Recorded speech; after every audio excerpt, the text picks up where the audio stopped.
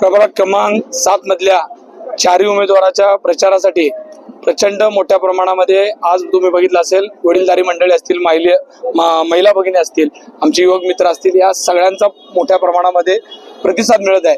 जिथे जिथे आम्ही जातो लोक हार घालतायत, ओवाळतायत, आम्हाला सगळ्यांना शुभेच्छा देत आहेत. कारण आम्ही ज्या पक्षाकडून आहेत ते आदरणीय एकनाथजी शिंदे साहेब आणि अजितदादा पवार या दोघांचा करिश्मा सगळ्या महाराष्ट्राला माहित आहे की ते खमकं नेतृत्व कशा पद्धतीचं नेतृत्व करू शकताय. सोलापूर महानगरपालिकेमध्ये लोकांनी काँग्रेसचंही सरकार बघितलंय आणि गेल्या 9 वर्षात बीजेपीचं पण सरकार बघितलंय. या दोन्ही सत्तेच्या काळामध्ये लोकांना निराशा त्यांच्या पदरी पडलेली आहे. लोकांच्या डोळ्यात पाणी आहे पण त्यांच्या नळाला पाणी नाही, अशी परिस्थिती गेल्या कित्येक वर्ष महानगरपालिकेची आहे.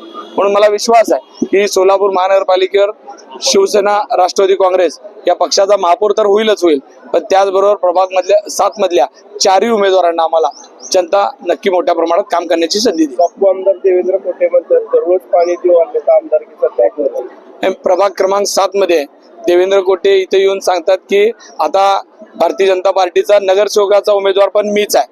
कारण त्यांना माहित आहे मराठा समाजात भांडण लावण्याचं काम त्यांनी गेली कित्येक वर्ष केलं, धनगर समाजात केलं, मुस्लिम समाजांबद्दल द्वेषबद्ध बोलून हिंदूंना वेगळ्या पद्धतीनं पेटवण्याचं काम केलं आणि रात्रीतनं जाऊन त्यांच्या पाया पडायचं काम ते कायम करत आलेले आहेत. त्याच्यामुळं देवेंद्र कोटेंना मी एवढंच आव्हान सांगतो, तुम्हाला एवढं वाटतंय ना, तुम्ही याच प्रभागात निवडून आला होतात, याच लोकांनी आम्ही सगळ्या 18 पगड जातींनी तुम्हाला इथे निवडून दिलेलं आहे. मराठा समाज होता, मुस्लिम होते, सगळे धनगर समाज होता, राजपूत होते, या सगळ्यांच्या जीवावर म्हणजे 18 पगड जातींच्या जीवावरती तुम्ही इथे निवडून आलात.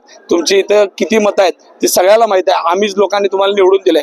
माझं ओपन चॅलेंज आहे. आता तुम्ही एवढं सांगताय ना, तर प्रभाग 7चा उमेदवार तुम्ही असं सांगितलंय, तर प्रभाग 7 मध्ये तुम्ही आता तुमची आणि माझी गाठ आहे. अमोल शिंदे आणि देवेंद्र कोटे अशी लढाई आहे. त्या उमेदवाराबद्दल आमचं दुमतच नाही. ते उभारायला तयार नव्हते, त्यांची काय मानसिकता होती आणि त्यांनी आज सुद्धा काय मानसिकता त्यात सगळ्याला माहित आहे. कारण ते निष्ठावंत भारतीय जनता पार्टीच्या कार्यकर्त्याचं काय दुखलंय, त्या भारतीय जनता पार्टीच्या कार्यकर्त्याची काय मागणी आहे हे सगळ्यांना माहित आहे. त्याच्यामुळं आता तुम्ही सावध व्हा. ह्याच्यानंतर मी मध्यमध्ये येणार आहे, एवढंच सांगतो.